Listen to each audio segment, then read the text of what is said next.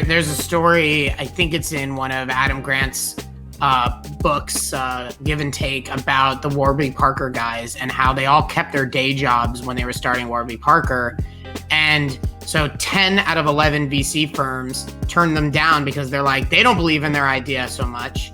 And why would I do this? And the 11th group came in and said, well, they're smart enough to hedge their bet and create stability, and they're not going to be desperate to take money off the table and all these things. And of course, we can imagine how that investment all went for everybody. So I drew a parallel when you said that, the idea that, you should experience things, and now might be a better time than ever for people to try moonlighting and doing these other things and exploring what their actual purpose is versus just their passion. That's great. And Brett, I think what we're going to see is people are forced to moonlight because of the economic transition, right? Mm-hmm. So you're forced to pick up 2 or 3 or 4 jobs. And what you don't realize is that's going to give you a competitive advantage, right? That's going to give you don't know, right now our firm are playing with things that we've been thinking about for a while, but now it's let's go. We're playing with 24/7 coaching. We're playing with having a coach on call where our clients can call us anytime if we're going into a meeting or whatever. We're playing with that for the first time. We're playing with text coaching. Some of our coaches are doing texting via DM and things like that. And it's a fantastic way to serve people at a much lower rate. These are things we could have done 6 months ago or a year ago, and we didn't have the impetus for it. But now that's going to turn into whole verticals for us. And at the company level, at the human level, the individual level, it's oh shit. And part of my it's now I gotta pay the bills, and now you start finding ways of paying the bills, and you're gonna stumble onto things that you never realized you could monetize. And I think this is gonna. Of course, I am sad and grieving with people who are experiencing hardship right now, and people experiencing loss and fear and all those types of things. And I feel that. I think we all do. And at the same time, in parallel and tandem, we talk about one of my favorite leadership quotes, Brett, is leadership is the art of mastering paradox.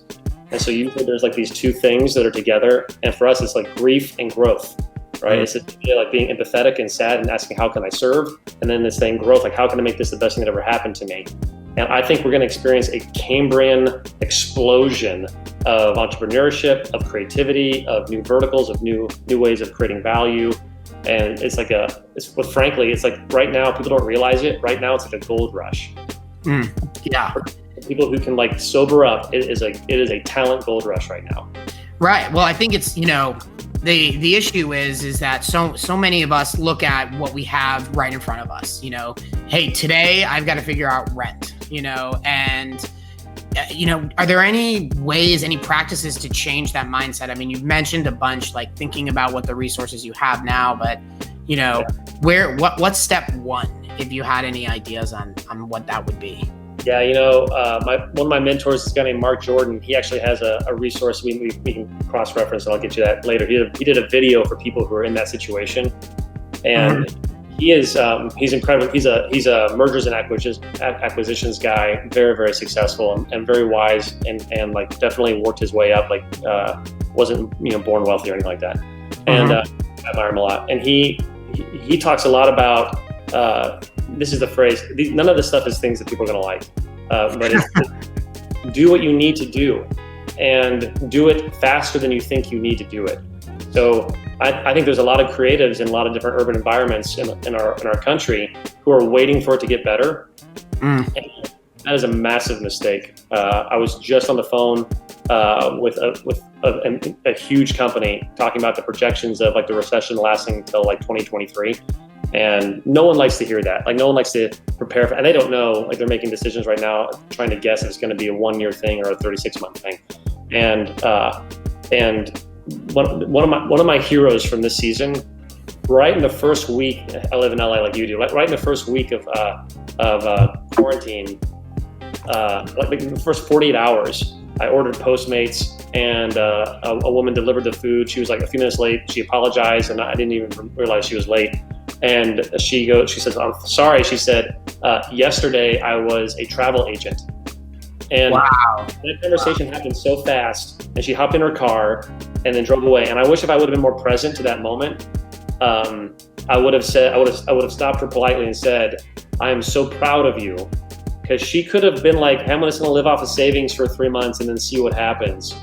But immediately she learned how to do Postmates. It was obvious she didn't know what she was doing. Like, she didn't wait. She just jumped in, and like that, she's my hero.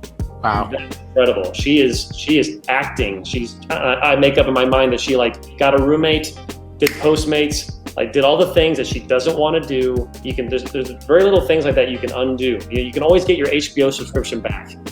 So it's not going anywhere. They want you to have it, So I believe in protecting the vitals. I believe in finding how inexpensively you can live, and saving. All the coaches in our firm, we celebrate in the firm when people hit the 3 month savings, 6 month savings, 9 month savings, 12 month savings. I don't have one boss. I have 6 clients at any given time. So I have 6 bosses, and they can fire me whenever they want.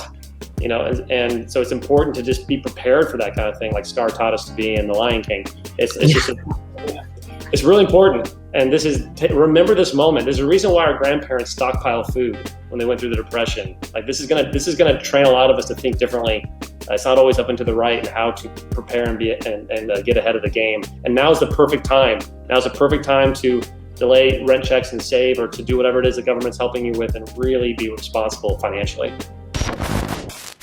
What's up? It's Boye from The Future Party here in space, chilling.